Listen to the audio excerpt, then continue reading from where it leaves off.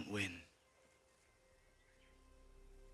I know your people are brave, no one denies that. Well, you know nothing. 6 times in the last 1,000 years, a king beyond the walls attacked the kingdoms. 6 times they failed. And how do you know that? Every boy in the north knows it. We grow up learning it. Where the battles were fought, the names of the heroes, who died where. 6 times you've invaded, and 6 times you've failed. The 7th will be the same. Man's is different. You don't have the discipline. You don't have the training. Your army is no army. You don't know how to fight together. You don't know that. I do. And so do I. Hello everyone, welcome to my next video. Ramsay Snow versus Jon Snow, the Battle of the Bastards, the Battle of 6 Armies, the Snowball, Snowmageddon, Snowpocalypse, whatever you want to call it. This is sure to be one of the most crucial battles of the entire series. So let's do a tale of the tape, look at the strengths and weaknesses of both armies, and see or speculate who's going to come out on top based on a few different factors. Who is better prepared for this fight? Who has more to lose? And what are some wild cards we're not expecting? We'll take a look at those and more, and let's go ahead and dive in. On one side we've got the Boltons, and on the other we have Jon Snow, the Wildlings, and some northern houses. We'll start with a pre-fight breakdown. The Bolton army is made up of a battle-tested force that's been fighting together for several years now, with victories in some form or another against multiple factions, including the Lannisters, the Starks, the Ironborn, and Stannis. This should give the average Bolton soldier excellent morale going into the fight, and superb confidence in their leadership coming off of all of these victories. In fact, despite how sick and twisted Ramsay is, his soldiers never seem to question his orders or hesitate to follow him, which is surprising since he doesn't seem to care about them at all, or really anybody. You can just ask the guys he sent to recapture Theon or Fat Walda. The various Bolton soldiers that we've seen are just as sick and twisted, but more importantly, they're very loyal. We also know these soldiers have phenomenal discipline and training.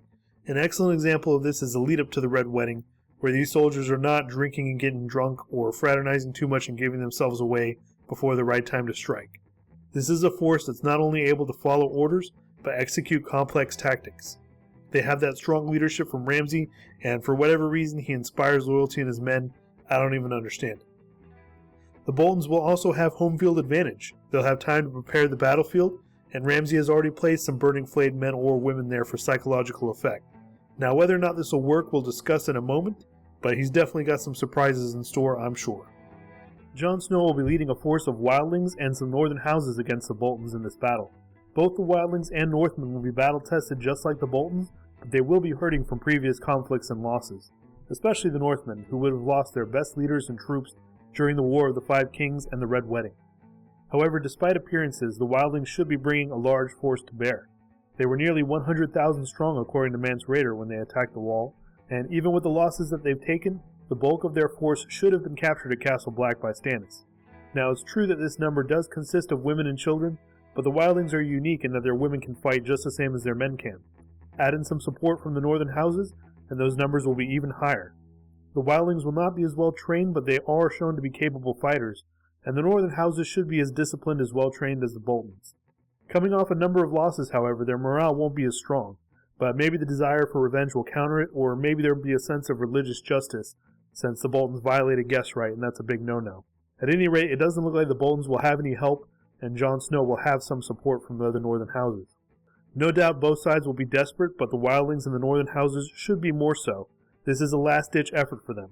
If the northern houses lose, they'll have to accept Bolton rule for the time being, and if the Wildlings lose, they're pretty much just finished. No one's going to come to their aid. The Wildling and northern forces should have strong leadership from Jon, Tormund, and Davos, and they should also have some capable strategy and a wild card. They have some heavy hitters in their army if any giants or mammoths are still around. So let's talk about the actual battle. Now, we don't know too much, but we can infer a few things. So, assuming that Winterfell is not blocked off and that the Bolton men have at least a little help, which we know that they will, they should be well rested and well supplied. Jon Snow and his forces will have to march and deal with all the problems that poses in winter, and possible harassment from Ramsay's forces. The Boltons are going to have the advantage here.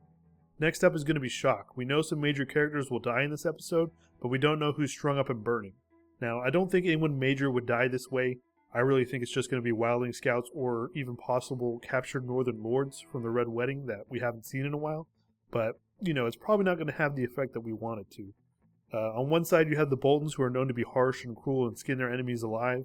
And on the other side you have the Wildlings, who have been fighting the undead with cannibals. I really don't think they'll be unnerved or fazed by this. It might affect some of the Northerners, but I think at this point it's just going to enrage them rather than scare them away. For the Boltons, it's going to be interesting to see how they react to giants and mammoths. They're under very cruel leadership, but seeing a monster is a lot different than fighting a man, especially if it's something you didn't even believe in before. It's definitely going to faze them a little bit or shock them.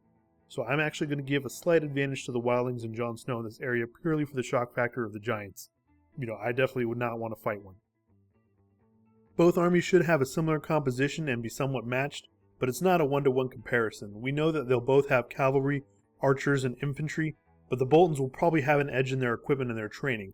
The wildlings don't have good gear, and the Night's Watch is running low on equipment as well. We know this because Man says that they're running out of arrows, out of oil, out of everything after he concludes the battle at the wall.